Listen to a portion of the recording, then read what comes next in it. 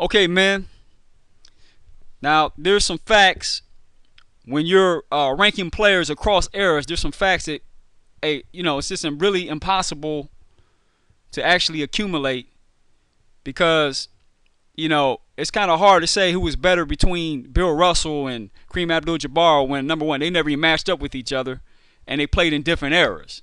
Okay, so the Bumper Boy Sports formula for ranking players across eras. Okay, we have to initiate hypothetical analysis.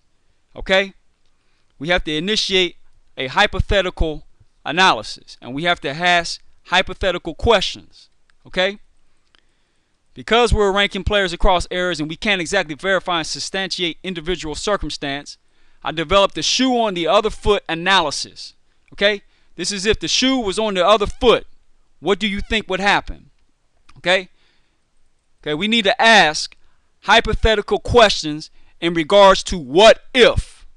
Okay, we must ask hypothetical questions in regards to what if, especially if you're going to rank players across eras. Okay, because there's a whole lot of circumstances that go into saying that this guy's better than this guy when each individual went through unique individual circumstances. Okay, Oscar Robertson went through different players than, let's say, Chris Paul today.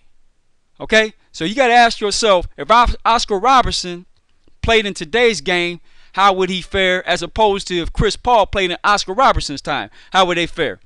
And it's still even more than that. It goes into it gets even heavier than that because you had different training methods, you had different practice routines, you had different style of coaching. I mean, you had all different types of things, all different types of circumstances that was being faced by different individual players. So we have to kind of ask hypothetical questions. There's no way around it, folks. And some of this stuff, okay, you just have to just kind of like hypothesize, okay, because there's really, unless we have a time machine and I can take Chris Paul back in the day and have him go up against Oscar Robertson, I mean, there's really no way we can actually substantiate or prove any of this. So we have to actually ask hypothetical questions. Okay, in the case of Kobe versus Jordan, okay, these are some hypothetical questions I raise. Stuff that Bruce Blitz never, for whatever reason, won't touch on. Okay, I'm not in Bruce Blitz's mind. Okay, he's a Michael Jordan fan. I respect that. Okay, you can be a Michael Jordan fan, but hey, man, if you're going to compare Jordan with Kobe, there's certain questions we need to ask. Okay, here's one of them.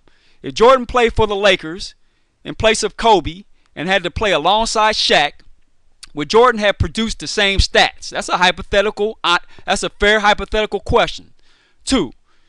If you took Jordan off the Bulls and replaced Jordan with Kobe, how many titles would Kobe and Pippen have won in the 90s? That's another question. I want you guys to mull over that. Okay? Number 3. If Kobe came into the league where he had been the primary guy from day one, he came to the Lakers as the number 2 guy. If he came into the league as the primary guy, like LeBron came to Cleveland, like Jordan came to the Bulls, if Kobe came in with his own team, what type of numbers and stats would Kobe have right now? Okay, that's a hypothetical question that needs to be asked. Okay, if Kobe matched up with the same players that Jordan matched up with in the man-to-man no handshake era, would Kobe have put up similar numbers as Jordan? Okay, that's a fair question. Okay, case in point, Kobe versus Randy Whitman. Or Kobe versus Danny Ainge. These are the guys Jordan went through. Kobe versus Dennis Johnson, or Kobe being guarded by 6-foot Kevin Johnson in the 1993 finals, etc. Or Kobe and Pippen versus Clyde Drexler. What kind of numbers would Kobe Bryant have put up? These are questions we need to ask hypothetically. Okay, would Jordan have put up the same numbers offensively and defensively, matching up with players like LeBron, Wade, Vince Carter, T-Mac, Iverson, Ginobili, Michael Redd, Brandon Roy, Darren Williams, guarding these guys without hand-checking them, which Bruce Blitz never wants to touch on? Okay?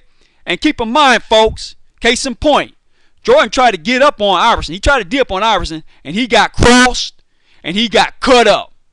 Because Iverson averaged over 30 points per game on the Bulls. If you don't believe me, go look it up. And Jordan tried to get on him. He got off of him, and I ain't never seen Jordan get back on him ever again after that. I'm up.